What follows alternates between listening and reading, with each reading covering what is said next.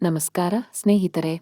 ಈ ವಿಡಿಯೋ 60 ವರ್ಷದ ನಂತರ ಮೊಣಕಾಲು ನೋವು, ಬೆನ್ನು ನೋವು ಕಡಿಮೆ ಮಾಡಲು ಸಹಾಯ ಮಾಡುವ ಕೆಲ ಪ್ರಮುಖ ಆದರೆ ಹೆಚ್ಚು ಗಮನ ಕೊಡದ ವಿಷಯಗಳ ಬಗ್ಗೆ.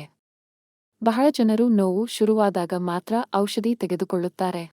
ಆದರೆ ನಿಜವಾದ ಪರಿಹಾರ ಔಷಧಿಯಲ್ಲಿ ಅಲ್ಲ, ನಮ್ಮ ದಿನನಿತ್ಯದ ಚಿಕ್ಕ ಚಿಕ್ಕ ಅಭ್ಯಾಸಗಳಲ್ಲಿ ಇದೆ. ಇದು ಸುಮಾರು 8 ನಿಮಿಷಗಳಷ್ಟು ವಿವರವಾದ ಮಾತು, ಆದ್ದರಿಂದ ಕೊನೆಯವರೆಗೂ ಕೇಳಿ.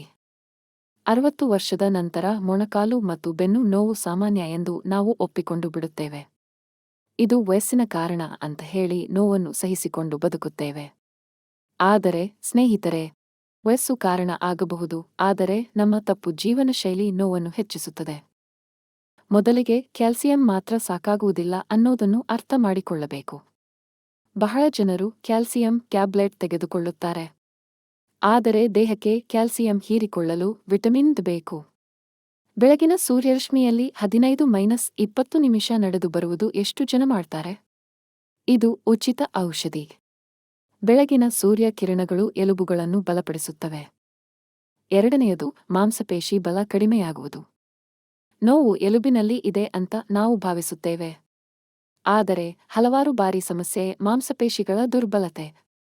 60 ನಂತರ ಹಗುರವಾದ ವ್ಯಾಯಾಮ ಮಾಡೋದನ್ನ ಜನ ಬಿಡುತ್ತಾರೆ. ನೋವು ಇದೆ, ಹೀಗಾಗಿ ವಿಶ್ರಾಂತಿ ಬೇಕು ಅಂತ.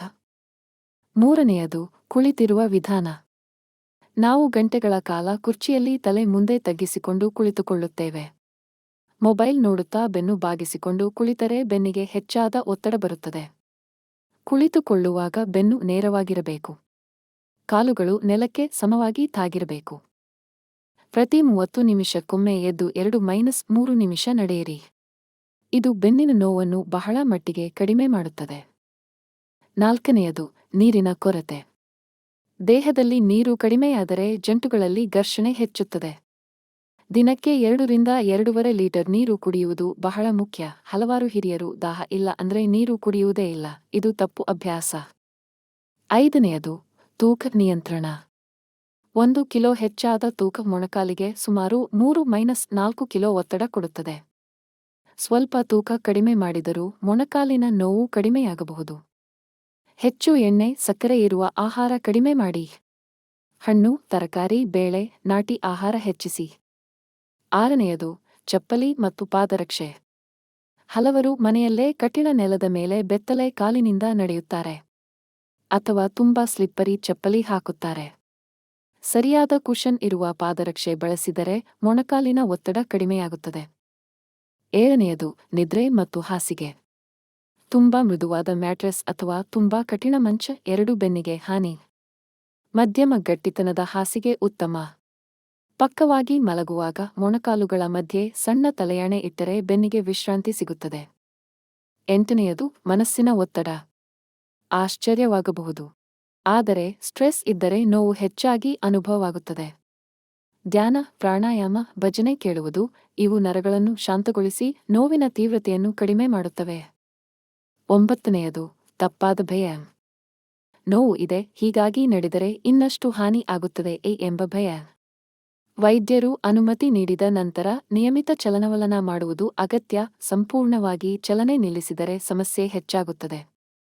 ಹತ್ತನೆಯದು, ಆಯುರ್ವೇದ ತೈಲ ಮಸಾಜ್ ಅಥವಾ ಬಿಸಿ ನೀರಿನ ಸೆಕೆ.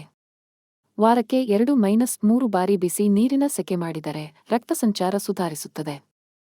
ಲಘು ಮಸಾಜ್ ಸ್ನಾಯುಗಳನ್ನು ಸಡಿಲಗೊಳಿಸುತ್ತದೆ. ಸ್ನೇಹಿತರೆ, ನೋವು ಬಂದ ಮೇಲೆ ಮಾತ್ರ ಗಮನ ಕೊಡಬೇಡಿ. ಈಗಲೇ ಪ್ರಾರಂಭಿಸಿ. ದಿನಕ್ಕೆ 30-40 ನಿಮಿಷ ನಿಮ್ಮ ದೇಹಕ್ಕೆ ಕೊಡಿ. ಇದು ಔಷಧಿಗಿಂತ ದೊಡ್ಡ ಹೂಡಿಕೆ. 60 ವರ್ಷ ದಾಟಿದ ಮೇಲೆ ಜೀವನ ಮುಗಿಯುವುದಿಲ್ಲ, ಅದು ಹೊಸ ಹಂತ. ನಿಮ್ಮ ಮೊಮ್ಮಕ್ಕಳ ಜೊತೆ ಆಟ ಆಡಲು, ಸ್ವತಂತ್ರವಾಗಿ ನಡೆಯಲು, ಬೆನ್ನು ನೇರವಾಗಿ ನಿಲ್ಲಲು ಇಂದು ತೆಗೆದುಕೊಳ್ಳುವ ಸಣ್ಣ ನಿರ್ಧಾರಗಳು ಸಹಾಯ ಮಾಡುತ್ತವೆ. ಕೊನೆಯಾಗಿ ಒಂದು ಮಾತು, ನಿಮ್ಮ ದೇಹವನ್ನು ಕೇಳಿ. ಅದು ಸಣ್ಣ ಸೂಚನೆಗಳನ್ನು ಕೊಡುತ್ತದೆ. ಅವನ್ನು ನಿರ್ಲಕ್ಷ್ಯ ಮಾಡಬೇಡಿ. ಈ ಮಾಹಿತಿಯನ್ನು ನಿಮ್ಮ ಅಪ್ಪ, ಅಮ್ಮ, ಅಜ್ಜ-ಅಜ್ಜಿಗೆ ಹಂಚಿಕೊಳ್ಳಿ. ನಾವು ಆರೋಗ್ಯವಾಗಿದ್ದರೆ ನಮ್ಮ ಕುಟುಂಬ ಸಂತೋಷವಾಗಿರುತ್ತದೆ. ಧನ್ಯವಾದಗಳು. ಆರೋಗ್ಯವಾಗಿರಿ, ಚುರುಕಾಗಿರಿ, ಸಂತೋಷವಾಗಿರಿ.